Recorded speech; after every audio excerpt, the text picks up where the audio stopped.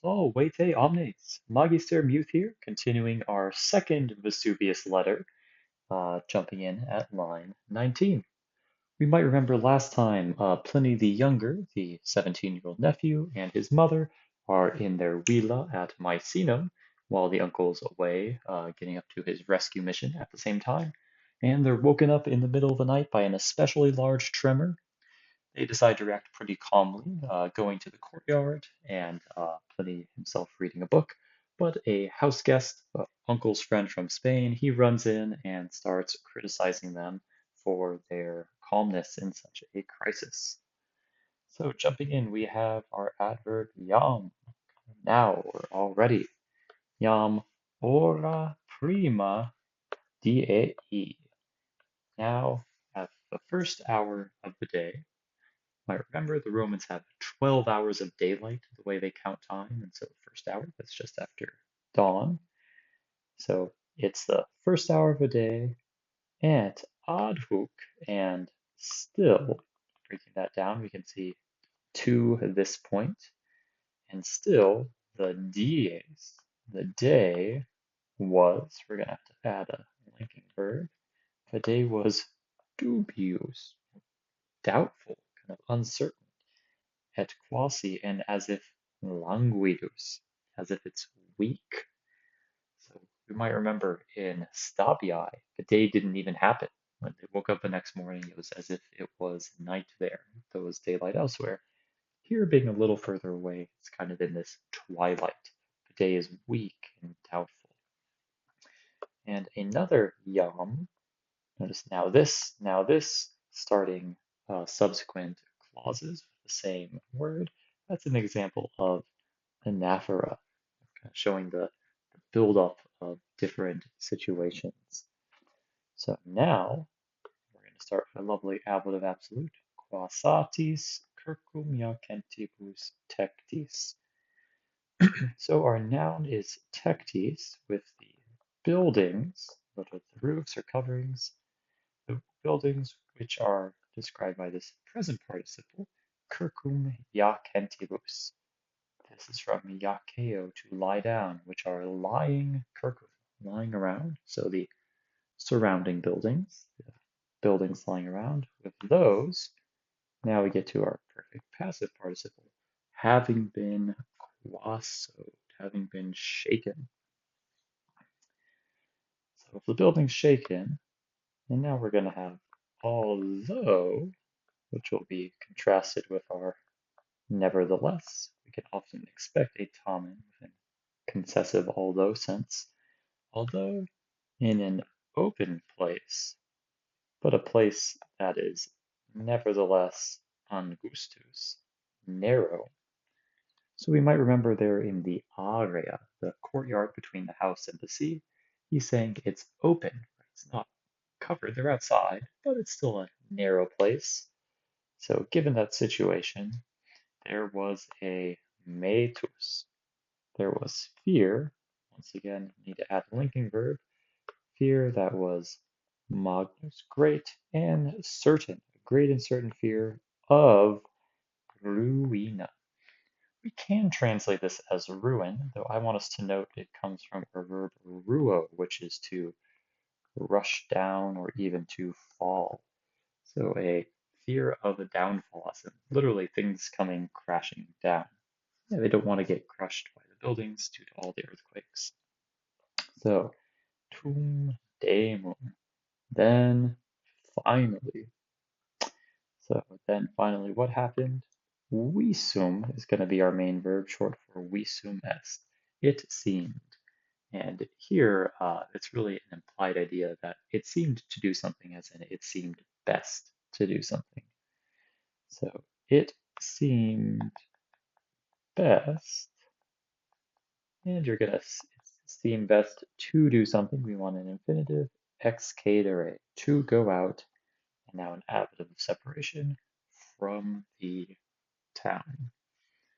Probably an ablative here, though you can make an argument it's a dative object with a compound verb as well. I think either are about equivalent. All right, so it seemed best to leave from the town. Now are we talking just about Pliny and his mother? turns out it's actually a broader idea because we have a vogus, the crowd which is atonitum, astonished. And no, this isn't a typo. Vogus is technically neuter, even though it's a second declension ending in us. Very weird, very rare. There's a couple words like pelagus that also work this way. Don't worry about too much. But the astonished crowd, sequitur, follows. And a crowd which it praefert. That's going to be and it praefert, quay linking our independent clauses, and it prefers. And you're going to prefer an accusative to a dative. So it prefers one type of concilium, one plan, the alienum plan of someone else. That comes from Pollius. Prefers a plan of someone else to suo concilium, to their own plan. So that's the wisdom of the crowd. They prefer following someone else than their own decision making. And Pliny is going to describe that situation with this relative clause, quod est simile, which is similar. And what's it similar to? We use a dative in Latin as in English, similar to prudentia, to prudence, to wisdom. So that which is similar to wisdom in pavor, in panic. So the wisdom of the crowd, or at least what seems like wisdom at the time in a situation of panic, is to basically follow the leader, follow someone else's plan rather than your own. And this crowd, still the vulgus with our third main clause, it premit et impellit, it presses and drives, compels. And who is it pressing and compelling? The abeiuntes, the people who are blanking, who are ab-aoing, going out. People who are leaving, and they're leaving in a agmen ingens, in a huge, basically huge line, huge procession. Agmen comes from ago, to lead, so you're leading people in a line, basically. So not just Pliny and his mother thought it's time to leave town, but everyone in Misenum in the area is thinking, let's get out of here. So we have a crowded panic situation in the streets with lots of crowding and pushing. So, egressi tecta consistimus. So we consisto, we stand still, we stop, egressi, having gone out, or having exited the tecta. So we stop having exited the buildings. And why do we stop? Ibi, there, in that place, patimur. This is a deponent verb. We endure, we experience, we suffer. We could use our context here where we get patience and passion. So we perhaps maybe suffer or even experience multa miranda, many things which are to be mirrored at, to be marveled at, many marvelous things, and multas formidines, many fears. Another nice example of a syndeton, no connection, and not quite anaphora. Anaphora is usually reserved for different clauses. Certainly, this parallelism is intentionally emphasizing the different aspects, many this, many this. And so, what are these fears and marvelous things that they are experiencing? Nam, for, another logical connector, for the vehicula, the vehicles, some sort of wheeled carriage, carriages, quae useramus, which we had ordered. So we had ordered them in the accusative with a passive infinitive to be led forth, to be produced. So they must have asked for their car to be brought around, for the vehicles which we had ordered to be led forward, quamquam, although in planissimo campo, on a field, so we get a campus or an open area that was the flattest. Imagine a level plain.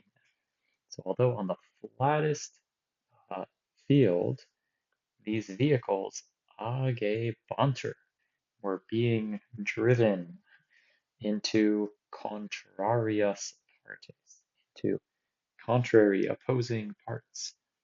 Basically, the vehicles are moving this way and that all over the place. And ne quidem. This one's often hard to spot, but ne with a word in between quidem usually is best translated as not even. So not even lapides with rocks. We'll talk about what not even with rocks. So these vehicula quiescebant, they were resting in eodem vestigio, in the same kind of footprint, maybe a place here. This is where we get a vestige or something that's vestigial. It's a biological footprint of the ancestors. So basically, they're resting in the same spot. Fulta having been, this is a pretty rare verb, fulcio, having been propped up, not even with stones. So what's the idea here? Well, it's a negative clause. They weren't resting, even with stones propping up the wheels. So you imagine that there aren't built-in brakes in these carts, but they might put some blocks around the wheels to stop them from rolling away. So not even with stones trying to stop the wheels from rolling are the carts staying still. The earthquakes are so strong that we are rushing all over the place. All right, so we'll wrap up there for today. Valete omnes.